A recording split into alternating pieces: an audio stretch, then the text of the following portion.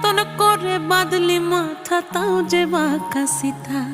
মেদিনীপুরে রায়না চিরন বাঁকুড়ার ওই ফিতা, আর যতন করে বাঁধলি মাথা তাও যে বাঁকা সিথা।